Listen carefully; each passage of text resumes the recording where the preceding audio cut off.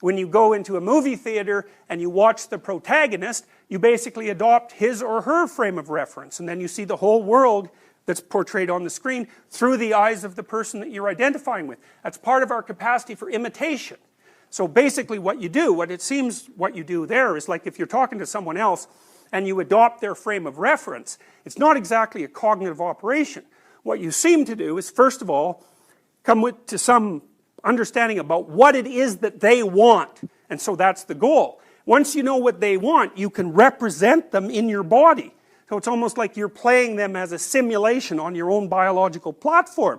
And then you can infer from your own emotional responses, if you also simulate the situation that they're in, what their emotions are, and that enables you to understand other people. So we're these weird biological computers that are capable of running other psyches on our biological platform, and that makes us able to imitate and also to understand each other. So that's a basic narrative. I was here and I'm trying to go there. And so if you're asking your kindergarten kid what they did today at school and teaching them to tell a story, they might say, well, I was at home and then Mom took me to kindergarten. It's like not a very exciting story, but it's a story. And then a little more exciting story might be, I was at home, my mom took me to school, and on the way there a big dog ran up to the fence and barked at me.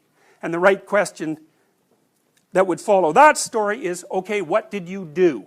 And that's a real story, because the kid says, well look, I was in this frame of reference and I was aiming at goal A, B actually, I was aiming at point B, and while I was aiming at point B and acting out the processes that would lead me there, something unexpected happened. That's a story. And then you say, well, what did you do? And the kid might say, well, you know, I was really scared and I hid behind Mom. Or, so that would be one response, and we still went to kindergarten and I was okay. It's pretty good, pretty good. Or the kid might say, well, I wasn't scared at all, because I know that if you stand up to dogs, they usually leave you alone. And we went to kindergarten and that was okay. And, you know, the kid is trying to tell, really, they're trying to tell a little hero story.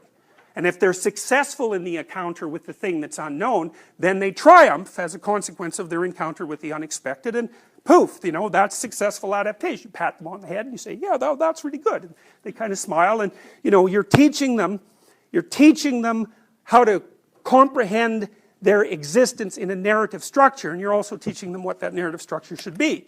So this is like a meta-narrative, and the meta-narrative says you were going from point A to point B, that's the oval on the left, and then something completely bizarre happened, like I was betrayed. And then I was in this terrible place for quite a long period of time, a chaotic place, but I learned a bunch, and I put myself back together, and I'm a wiser person as a consequence of the encounter. Right? Everyone knows that story. And that's paradise, paradise lost, paradise regained. It's a cultural meta-narrative. And it's a story that it's a human story. It's an apocalyptic story. That's why everybody's always all apocalyptic about everything, right? Apocalypse of the week. We're going to run out of oil. We're going to run out of gas. There's too much carbon dioxide. The Chinese are going to take over the world. We're ruining the ecology. The ocean's running out of fish. You know, the world is getting too hot. It was getting too cold in 1970 when I was about your age. It's like apocalypse of the week. Why? Because things fall apart. And because they can fall apart completely, and they often do. And so everyone's always on the alert for like the next potential apocalypse, and it's no wonder. You know, it's a permanent characteristic of life that things can radically fall apart. Now, luckily, it's a permanent characteristic of life that they can actually also radically come back together. And it turns out that whether or not they radically come together depends to some degree on how you choose to act when they fall apart. What is the pre-cosmogonic chaos? This is from William James, who was a pragmatist, who lived on the East Coast at about the end of the 1800s. He was one of the founders of modern psychology. He liked to sniff nitrous oxide, which is a hallucinogen. He was sort of like the world's first major league hippie, and he wrote sort of hippie poetry as a consequence of his nitrous oxide experimentation. And here's part of what he derived from his experiences. So, pure experience is the name which I give to the original flux of life before reflection has categorized it. Only newborn babes and persons in semi-coma from sleep, drugs, illnesses, or blows can have an experience pure in the literal sense of a that which is not yet any definite what. potential. Potential. Because you might think, well, what's the world made of? It's made out of actuality, right? But that's not how you act. You act as if the world's made out of potential, and you interact with that potential. And what James is saying is that there are times when you experience something that's akin to relatively pure potential. And then you might ask yourself whether or not potential is real, which is a really interesting question. But I can say, regardless of how you answer that question, you act as if it's real. And you'll also feel guilty if someone that you love comes up to you and says, you're not living up to your potential. It's like, what the hell does that mean? What does it mean? It means you're not becoming that which you could be. Well, what is that? It's like, you know, we're materialists. How are we going to measure that? You can't touch it, you can't taste it, you can't see it, you can't measure it, right? But nonetheless, it's like the substance of being. And being is potential as well as actuality. And we're grappling always with the potential. And so that's what James is talking about. Pure potential. I like to think of it as latent information. Full both of oneness and manyness, but in respects that don't appear. Changing throughout, yet so confusedly that its phases interpenetrate. Sounds like the yin and yang symbol. And no points either of distinction or of identity can be caught. Here's his poem. No verbiage can give it, because the verbiage is other. Incoherent, coherent, the same. And it fades, and it's infinite, and it's infinite. Don't you see the difference? Don't you see the identity? Constantly opposites united. The same me telling you to write and not to write. Extreme, extreme, extreme. Something and other than that thing. Intoxication and otherness than intoxication. Every attempt at betterment, every attempt at otherment is it fades forever and forever as we move. Eliade says, now as we know for archaic and traditional cultures, the symbolic return to chaos is equivalent to preparing a new creation. So the death of your current state of being can be the preparation for a new being. Now, one of the things the psychoanalysts say, and this is implicit in Eliade's discussion of the shamanic transformation, is if you do this voluntarily, you have a much better chance of doing it successfully. So the rule is, well, if you go out to hunt for a dragon, and you're in pretty good shape while you're doing it, and you're all prepared, then the damn thing might not eat you. But if you're lying in bed and you're covered with cheesy dust and you're hungover from 3 days worth of drinking, then the dragon will just eat you, and it's probably a good thing for everyone that it did.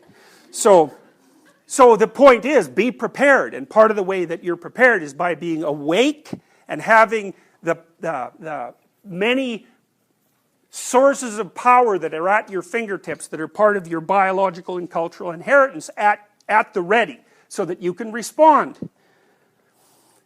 It follows that we may interpret the psychic chaos of the future shaman as a sign that the profane man is being dissolved and a new personality being prepared for birth. Transformation. Constant theme. Paradise, paradise lost, and redemption. That's the story of mankind. We're in a fallen state. Why is that? Well, because things aren't perfect and they could be better. And everyone's suffering. So things have fallen apart. They're always in the state of being fallen apart. And what are we trying to do? Well, we're trying to put them back together. It's the eternal story of mankind, that.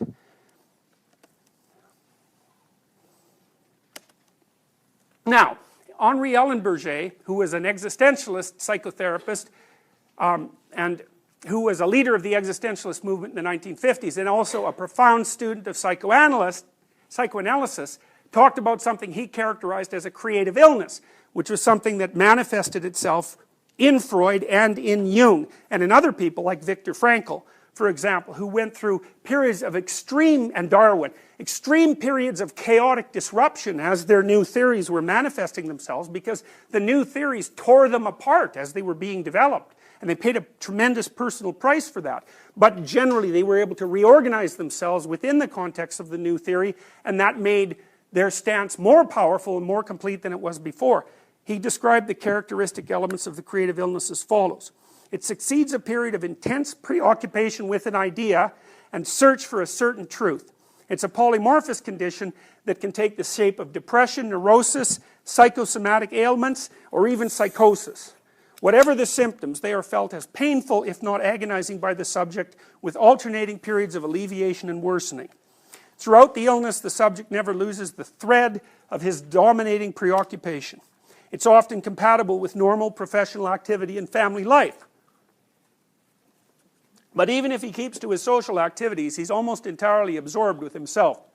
He suffers from feelings of utter isolation, even when he has a mentor who guides him through the ordeal, like the shaman apprentice with his master. The termination is often rapid and marked by a phase of exhilaration. The subject emerges from his ordeal with a permanent transformation in his personality and the conviction that he has discovered a great truth or a new spiritual world. Also happened to Piaget. Many of the 19th and 20th century figures recognized universally as great, Nietzsche, Darwin, Dostoevsky, Tolstoy, Freud, Jung, were also additionally characterized by lengthy periods of profound psychological unrest and uncertainty.